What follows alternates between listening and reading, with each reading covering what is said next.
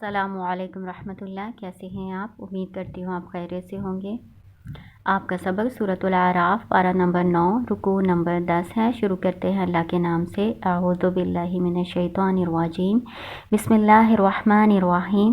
قل یا ایہا الناس انی رسول اللہ الیکم جمیعا الذی لہ ملک السماوات والارض لا الہ الا هو یحیی و یمیت فآمنوا باللہ ورسولہ النبی الأمی الذی یؤمن باللہ وکلماتہ واتبعوہ لعلکم تہتدون۔ قل کہہ دیجئے، یا ایہا الناس، اے لوگو، انی بے شک میں، رسول اللہ رسول ہوں اللہ کا، الیکم تمہاری طرف، جمیعا سب کی طرف، تم سب کی طرف، الذی وہ جو، لہو اسی کے لیے ہے، ملک السماوات والارض بادشاہی آسمانوں کی اور زمین کی، لا الہ الا نہیں کوئی معبود سوائے ہوا اس کے، یحیی وہ زندہ کرتا ہے، و یمیت وہ مارتا ہے، فآمنوا پس ایمان لاؤ، باللہ اللہ پر، و رسولہ اور اس کے رسول پر، نبی امی پر، الذی وہ جو، یہ ملا کے آپ نے پڑھنا ہے، ٹھیک ہے، رسولہ النبی الامی الذی، ایسے نبی امی پر، الذی وہ جو، یؤمن ایمان لایا ہے، باللہ اللہ پر، وکلماتہ اور اس کی کلمات پر، واتبعوہ اور پیروی کرو اس کی، لعلکم تاکہ تم تہتدون تم ہدایت پاؤ، تم راہ پاؤ۔ اللہ تعالیٰ کہہ رہے ہیں، اے نبی صلی اللہ علیہ وسلم، آپ لوگوں کو کہہ دیں کہ بے شک میں تم سب کی طرف، تم سب انسانوں کی طرف، تم سب لوگوں کی طرف رسول بنا کر بھیجا گیا ہوں، ٹھیک ہے۔ آپ صلی اللہ علیہ وسلم کہہ رہے ہیں کہ آپ بتا دیں لوگوں کو کہ میں تم سب کی طرف رسول بنا کر بھیجا گیا ہوں، میری جو رسالت ہے وہ عالمگیر ہے، قیامت تک کے آنے والے تمام انسانوں کے لیے میں رسول بنا کر بھیجا گیا ہوں، ٹھیک ہے نا۔ کسی خاص طبقے کی طرف نہیں بھیجا گیا، کسی خاص امت کی طرف نہیں بھیجا گیا، تمام لوگوں کی طرف نبی بنا کر بھیجا گیا ہوں۔ الذی اس ذات کی طرف سے، لہو ملک السماوات والارض جس کے لیے بادشاہی آسمانوں اور زمین کی، یعنی اللہ نے مجھے تم سب لوگوں کی طرف رسول بنا کر بھیجا ہے، جو زمین و آسمان کا بادشاہ ہے، یعنی بادشاہ سے مراد ہر چیز کا اختیار رکھتا ہے، اس کے سوا کوئی معبود نہیں ہے، وہ زندہ کرتا ہے، وہ مارتا ہے، یعنی زندگی بخشنے کا اور موت دینے کا اختیار بھی اسی کے پاس ہے۔ فآمنوا باللہ پس ایمان لاؤ اللہ پر، ورسولہ اور اس کے رسول محمد صلی اللہ علیہ وسلم پر، نبی الامی جو نبی ہے ان پڑھ، امی نبی امی ہے، یعنی امی نبی ہے، امی کا معنی جو ہوتا ہے نا، اس کا مطلب ہوتا ہے ان پڑھ، ٹھیک ہے نا، یعنی نبی صلی اللہ علیہ وسلم دنیا کا علم نہیں پڑھے ہوئے تھے، ہے نا، تو یہ امی ہونا، ان پڑھ ہونا آپ کے لیے کوئی عیب کی بات نہیں تھی، بلکہ یہ آپ کی ایک صفت ہے، ایک خوبی ہے کہ اللہ تعالیٰ نے آپ کو نبی امی کہہ کر پکارا ہے۔ اس سے پچھلا جو رکوع پڑھا ہے نا، اس میں بھی آپ نے نبی الامی پڑھا ہے نا، یہاں بھی آیا ہے، تو اس لیے اس کا معنی اچھی طرح سے سمجھ لیں، امی کا مطلب ان پڑھ ہوتا ہے، لیکن یہ آپ صلی اللہ علیہ وسلم کے لیے کوئی عیب نہیں ہے، بلکہ آپ کے شان میں اضافے کی ایک صورت ہے۔ اللہ تعالیٰ نے آپ کی صفت ایک خوبی بیان کی ہے کہ آپ لوگوں سے پڑھے ہوئے نہیں تھے، اللہ تعالیٰ نے آپ کی طرف اپنی وحی کی، آپ کو نبی بنایا، آپ کی طرف وحی کی، آپ جو بھی کہتے تھے کرتے تھے اللہ کے حکم سے کرتے تھے، اپنی طرف سے نہیں کرتے تھے، یا دنیا کے بتائے ہوئے لوگوں کی طرف سے نہیں کرتے تھے۔ تو اللہ تعالیٰ نے آپ کو وحی سکھائی، آپ کو وحی دی، آپ کو علم سکھایا، جو قرآن آپ صلی اللہ علیہ وسلم لے کر آئے تھے، لوگوں کو پیش کرتے تھے، لوگوں کو سناتے تھے یا سکھاتے تھے، وہ ان کا خود کا بنایا ہوا نہیں تھا، بلکہ وہ اللہ کی طرف سے نازل شدہ تھا۔ اور اسی لیے تو یہ جو عربی قوم ہے، یہ اپنی فصاحت و بلاغت پر اتنا ناز کرتی تھی، اتنا گھمنڈ کرتی تھی، تو اس قرآن کے مقابلے میں ایک آیت بھی نہ ملا سکی، ٹھیک ہے نا۔ تو یہ آپ نے اچھی طرح سے سمجھ لینا ہے کہ امی کا معنی یہاں پہ کیا ہے، اور یہ کوئی عیب کی بات نہیں ہے۔ الذی وہ جو، یعنی وہ نبی وہ جو، یؤمن باللہ ایمان رکھتا ہے اللہ پر، اللہ کی بات مانتا ہے، وہ کلماتی ہی اور اس کی کلمات، کلمات سے مراد اللہ تعالیٰ کے احکامات، اللہ کے احکامات کو بھی مانتے ہیں، वत्तबिऊहु और उसी नबी हज़रत मोहम्मद सल्लल्लाहु अलैहि वसल्लम की ही पैरवी करो, लअल्लकुम ताकि तुम तहतदून तुम राह पा जाओ। तो हदायत कैसे मिलेगी? नबी सल्लल्लाहु अलैहि वसल्लम की पैरवी करने से, ठीक है ना। अपनी तरफ से आप कोई भी अमल कर लें, आपको लगे कि मैंने बहुत अच्छा अमल किया है, उसका कोई अजर नहीं मिलेगा। जब तक आप नबी सल्लल्लाहु अलैहि वसल्लम की पैरवी नहीं करते, उनके बताए हुए तरीके के मुताबिक अमल नहीं करते, आपको कोई अजर नहीं मिलेगा। वमिन कौमी मूसा और मूसा अलैहिस्सलाम की कौम उम्मतुन उम्मत यहदूना वो रहनुमाई करते हैं बिल हक़्क़ि साथ हक़ के, व बिही और उसी के साथ यादिलून वो अदल करते हैं।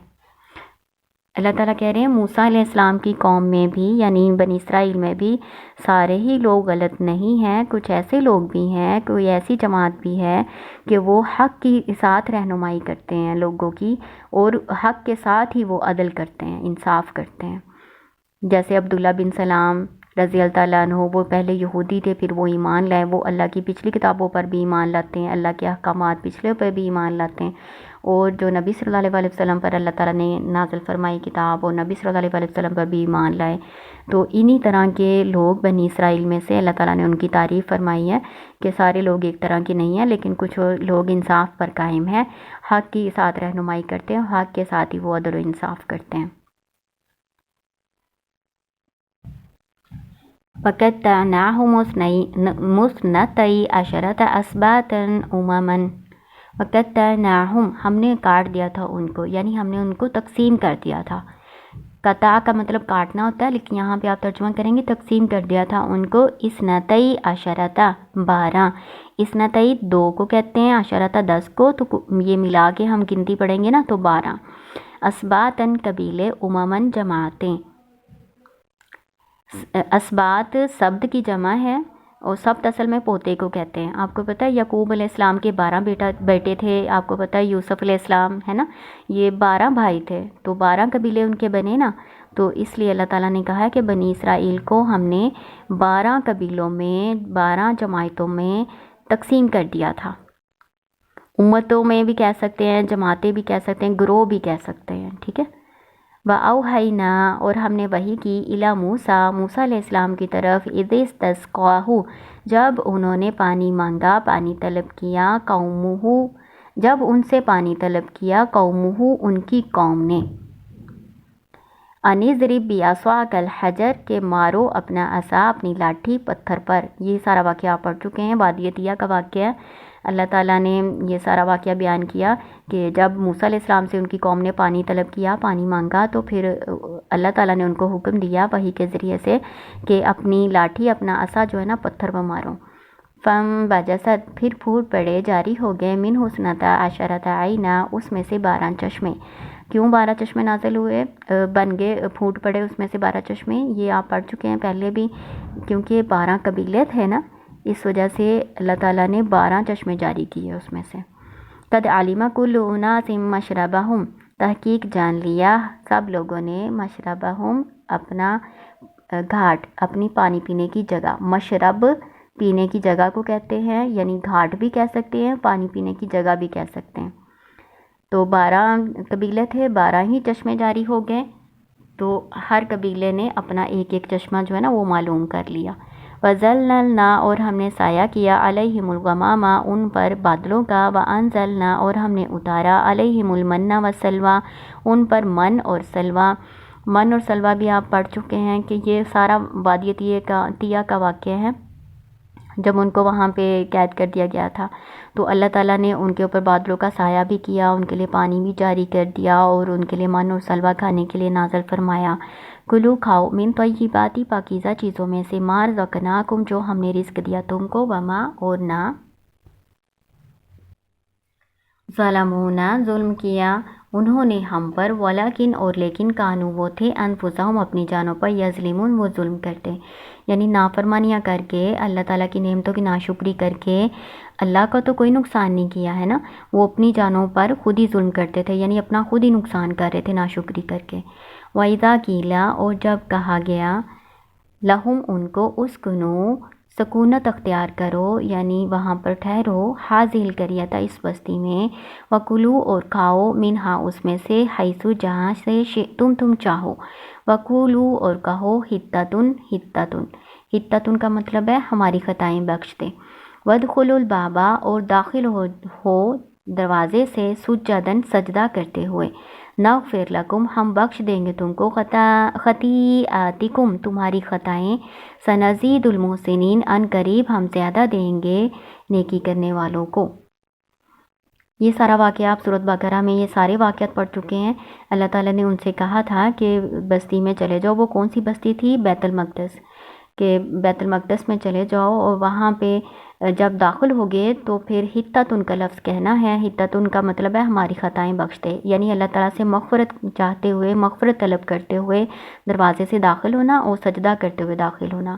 تو یہ آپ پہلے پڑھ چکے ہیں۔ تو انہوں نے حطۃ کے لفظ کو حبۃ یا حنطۃ کے ساتھ بدل دیا اور سجدہ کرنے کے حکم کو بھی بدل دیا، ٹھیک ہے نا۔ تو یہ قوم جو ہے یہ ہیلہ سازی میں بھی مشہور ہے اور اللہ کے احکامات کو بدلنے میں بھی مشہور ہے۔ تو پھر اللہ تعالیٰ کہہ رہے ہیں کہ اگر تم یہ اللہ تعالیٰ کی فرما برداری کرو گے نا، جو اللہ تعالیٰ نے تمہیں حکم دیا ہے، تو ہم تمہاری خطائیں بخش دیں گے اور نیکی کرنے والوں کو اور زیادہ دیں گے۔ جو شکر ادا کرے گا نا اللہ تعالیٰ کا اور نیکی کرے گا، اللہ تعالیٰ اس کو اور مزید عطا فرمائیں گے۔ فَبَدَّلَ الَّذِينَ ظَلَمُوا مِنْهُمْ قَوْلًا غَيْرَ الَّذِي قِيلَ لَهُمْ، پھر بدل دیا ان لوگوں نے جنہوں نے ظلم کیا تھا، منہم ان میں سے، قولاً بات کو، غیر الذی اس کے علاوہ وہ جو، قیلا کہی گئی تھی، لہم ان کو، ٹھیک ہے نا۔ کون سے الفاظ سے بدل دیا حطۃ کو؟ حنطۃ یا حبۃ۔ حبۃ کا مطلب دانہ ہوتا ہے، گندم کے دانے کو حبہ کہتے ہیں، اور حنطۃ کہتے ہیں جب گندم کا دانہ بالی کے اندر ہو، یعنی گندم کی جو بالی ہوتی ہے اس کو۔ فبدل الذین، تو انہوں نے اس کو لفظ کو بدل دیا۔ پھر اللہ تعالیٰ کہہ رہے ہیں فَأَرْسَلْنَا، پھر ہم نے اتارا، علیہم ان پر، رجزاً عذاب، من السماء آسمان سے، بما باوجہ، کانو وہ تھے، یظلمون وہ ظلم کرتے، یعنی انہوں نے یہ جو اللہ تعالیٰ کی نافرمانی کی تھی نا، اس کی وجہ سے اللہ تعالیٰ کہہ رہے ہیں ہم نے آسمان سے ان کے لیے عذاب نازل فرمایا۔ وہ عذاب کیا تھا؟ تو اس کے بارے میں کوئی حدیث سے صحیح بات تو نہیں معلوم، لیکن کہتے ہیں کہ یا وہ طاعون کی بیماری تھی، کیونکہ آپ صلی اللہ علیہ وسلم کا ایک قول ہے اس کے بارے میں، اس آیت کے ساتھ ریلیٹ نہیں ہے کہ اس موقع پر وہ طاعون کی بیماری ہوئی تھی، لیکن آپ صلی اللہ علیہ وسلم نے بتایا کہ طاعون وہ بیماری ہے جو تم سے پہلے قوموں پر نازل ہوتی تھی، یعنی ایک وبا کی صورت میں پھیلتی تھی، چوہوں سے پھیلنے والی بیماری ہے۔ تو وہ یہاں پہ تو نہیں ہے، لیکن ہے یہ اس طرح سے حدیث ہے کہ پہلے قوموں پر یہ عذاب آیا کرتا تھا طاعون کی بیماری کی صورت میں، اس آیت کے ساتھ خاص نہیں ہے۔ تو اس لیے پھر تفسیر کرنے والے کہتے ہیں یا تو وہ طاعون کی بیماری تھی، یا اللہ کی طرف سے کوئی غضب تھا، یا سخت سردی کی صورتحال ان پر پیدا ہو گئی تھی جس کی وجہ سے ان کو سزا ملی نا ان کے اعمال کی۔ تو یہ آپ کا رکوع نمبر 10 یہاں پر کمپلیٹ ہو گیا۔ اللہ تعالیٰ آپ کو کامیاب کرے۔ السلام علیکم ورحمۃ اللہ۔